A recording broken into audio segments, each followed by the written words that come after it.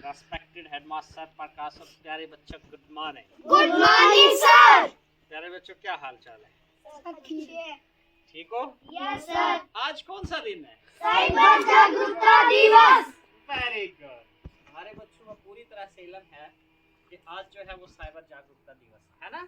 Yes sir. तो आप लोगों ने क्या करना है, जो चीज यहाँ से सीखनी है वो अपने घर में सबसे बात करनी है उसके बारे में, ठीक है? Yes sir. अपने दोस्तों से, अपने मोहल्ले में, समझ आए? Yes sir.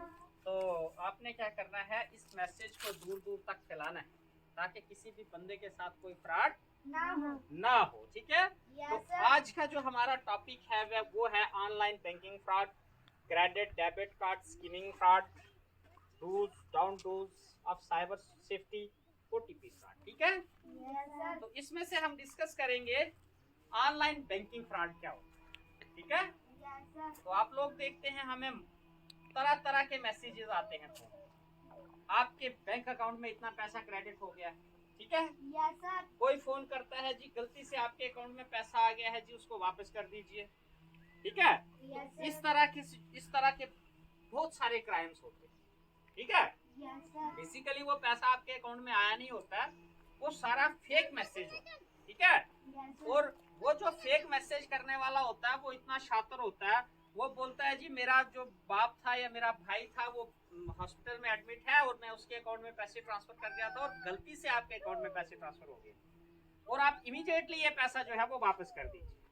तो आपके अकाउंट नंबर जैसा ही उसने अकाउंट नंबर फेक बना के आपको भेजा होता है और आप without verifying your account number आप एकदम जो उसको पैसा ट्रांसफर कर देता है, जो कोई भी बंदा कर देता है, तो वो आपकी एक्चुअल अकाउंट में से पैसा कट जाता है, ठीक है?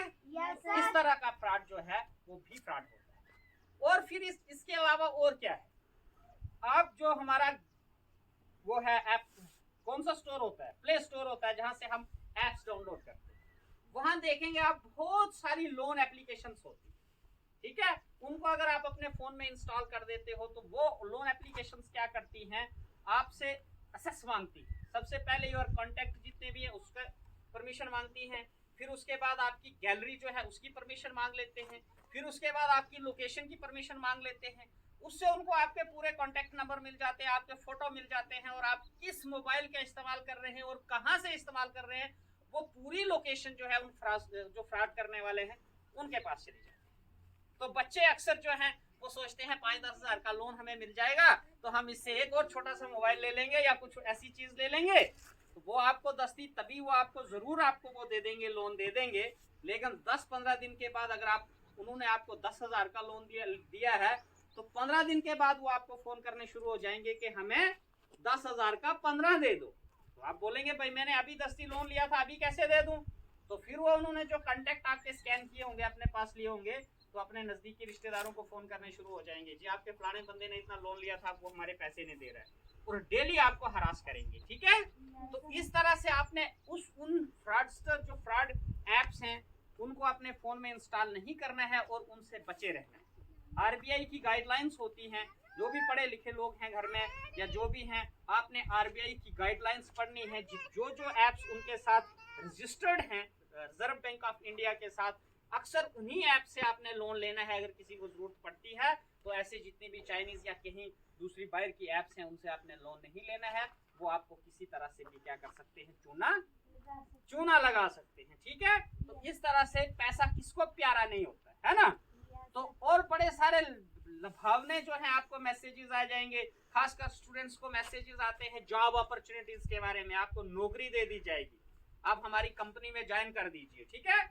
तो वो बड़े बड़े जो फ्रॉडस्टर हैं वो इस तरह फ्रॉड करके बच्चों को जो है वो अपने चुंगल में फंसाते हैं, ठीक है? फिर छोटी मोटी नौकरी दे देते हैं, नौकरी दे के फिर वो पैसे आपके अकाउंट में ट्रांसफर करेंगे, उधर से दूसरे अकाउंट में ट्रांसफर करा लो, उधर से तीसरे अकाउंट में ट्रांसफर करा लो, ठीक है? तो इस तरह वो पैसों का बिजनेस करते हैं जो बड़े बड़े फ्रॉडस्टर होते हैं।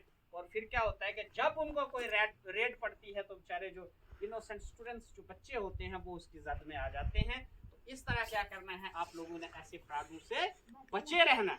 और फिर क्या होता है, अगर आपका कोई पैसा अकाउंट से कट जाता है या कोई फ्रॉड करके आपका पैसा ले जाता है तो आपने क्या करना है, 1930 पे कॉल करनी। किस पे करनी है?